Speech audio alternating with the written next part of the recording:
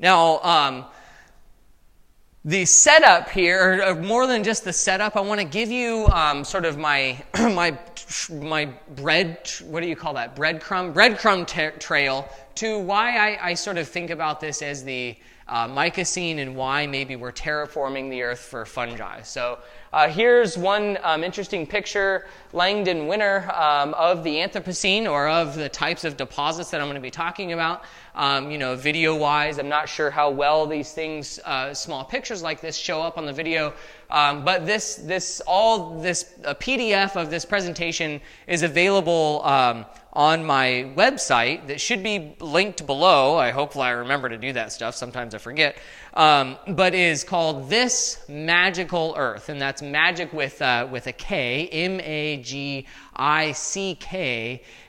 Earth, This Magical Earth. And now the Anthropocene, sort of some deposits look like this, and if we add that to some sort of ideas, right, speculative ideas about the future, then I come up with this idea of the Anthropocene. Now, what does that entail? Well, first of all, some of this early inspiration came from these two gentlemen, pioneering gentlemen in their respective fields. First of all, George Carlin, famous comedian. You may or may not be familiar with him, but if you are, you probably do understand how vulgar this gentleman can be, and just how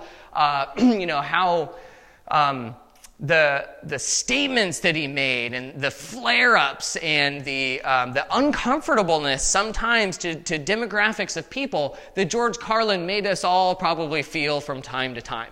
And now, besides a lot of other George Carlin's material, I'm specifically honing in on in the Jammin' in New York skit that you can probably find on YouTube. I'm positive. The skit was a little bit environmentally focused, and at first maybe he was making fun of the environmental perspective. Sometimes "save the bees, save the whales," I think was a quote out of that. But he went to a page thinking about what are we for, or what are we doing here, right? There's the big philosophical question, why are humans here? What are we doing here? And we philosophically ask this to maybe even the gods that we ask this to, which George Carlin has a lot to say on, as you might imagine. And George Carlin's echo, I guess, of the earth echoing back to humans says, plastics, right? Earth is echoing to us, to humans, saying, I invented you for plastics. So enter the idea that maybe humans are just here in this whole time, maybe our whole point here to Gaia, to the earth, right, in making us as a species, not to say that there's a conscious effort at all on part of the earth. It's not how evolution works. But, to continue with the joke, maybe we're here to make plastics so some other species can benefit from. Enter the fungi then. So, another great gentleman, pioneering gentleman in his field, the psychonaut, you might think of him as, but he's, an ethnobotanist and anthropologist in many ways, and he has incredible books and lecture material out there that will lead you very quickly to his hypotheses about the relationship between fungi, particularly psychoactive fungi, and the overall evolution of the human brain, human psyche, human reflection. And this is, I think, fairly well detailed in his book, 1992 book, Food of the Gods. But also you can find in many different lectures in reference to his idea called the stoned ape theory, in which fungi, psychoactive fungi, are inextricably linked with the human perception to do a few different things while the brain chemistry of psychoactive fungi or psilocybin is affecting the ape brain. And so he would say then that human evolution and fungi, this is a paraphrase, are inextricably linked through processes like that. Now, okay, I'm just taking these two ideas and I want to link these two ideas with one really important study here that came out in I think this is 2011, in which this group from Yale, as far as my recollection has it, that they were working in the Amazonian rainforest, I believe, and tried to culture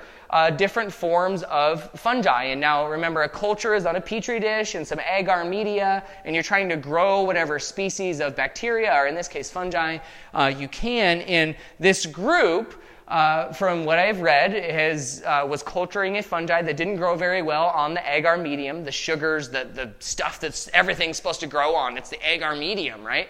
And instead showed a preferential taste for the plastics in which the petri dish was made of. So the agar medium, not so much. The plastic, yes. And so they wrote a paper on this, biodegradation of polyester polyurethane by endophytic fungi. And now, to date, and I'm not very extremely current on this, but now, within to date, we know of 12 plus species of fungi that have the ability or have enzymes that can break down types of polyester polyurethanes or different types of plastics, right? Your lower carbon chain plastics, I believe, these things can begin breaking down. And now we've known for quite a while. Here's the 2011 or 2010 book, Mycelium Running, by Paul Stamets, in which he demonstrates and gives plenty of evidence to show that fungi can break down hydrocarbons like oils or even highly volatile substances, or hydrocarbon-based volatile substances, and can sequester those things. And now you don't want to eat the mushroom afterwards, right? It's full of all of this, sometimes, in some cases, heavy metals and all of these particulates, but it's a way to clean up the areas in which we would consider waste sites, right? Or maybe brownfields, some of these areas in cities where there's been a spill, there were tankers that were there before, it was a gas station, it was a dry cleaners, right? All these environmental contaminants that could be toxically, what do you call that?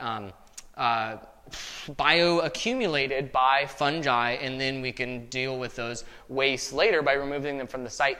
And now a lot of this is talked about also in Radical Mycology, came out a few years later after Mycelium Running, but covers a lot of very similar information. And in fact, in October, while I was giving this discussion to the radical mycologists in the next room, there was a researcher, Leif Olson. I think he's from University of Wisconsin-Madison. Excuse me, I should have looked that up. But the link to the Radical Mycology website is there if you go look at the PDF online. Now, he was talking about mushroom bioaccumulation, current perspectives, and future research needs, and targeting areas that we can learn more about this whole bioaccumulation thing. Now back to this, right? This is why I derive this idea of maybe terraforming the earth for fungi, right? We tend to be an apocalyptic type of species, right? This is the idea of the apocalypse has haunted humanity and religions for a very long time. We've always, in some ways, thought of these ideas of this self-causing extinction or the self-causing catastrophe, whether that was the fault of our gods or whether that is a self-fulfilling prophecy in some ways, related to farming or related to massive scale agriculture or overall environmental degradation, whatever it is, okay, we do like to hop to the idea of the apocalypse, right? How many times have you had a winter storm, where it's an extreme winter in the last, 10 winters that I can remember, and somewhere it drops a couple feet of snow all at once and they go, it's the snowpocalypse, right? We like this idea of the apocalypse. And I think that part of that, besides it being somewhat comical, also tickles that underlying holy crap. The holy crap vibe on what is going on around us right now. So keep on to the holy crap vibe, and this is just another way to think about the future after holy crap. Whether we are a species that maintains or not, I have nothing really to say about, right? The real future, but in this figment of my imagination future that blends several of my the sort of fun worlds I like to think about. It blends geology, it blends mycology, it blends this idea of human impacts in the Anthropocene and resources and petroleum deposits and all these things. So enjoy as we continue on with the topic, are Homo sapiens ore depositing agents of the Anthropocene?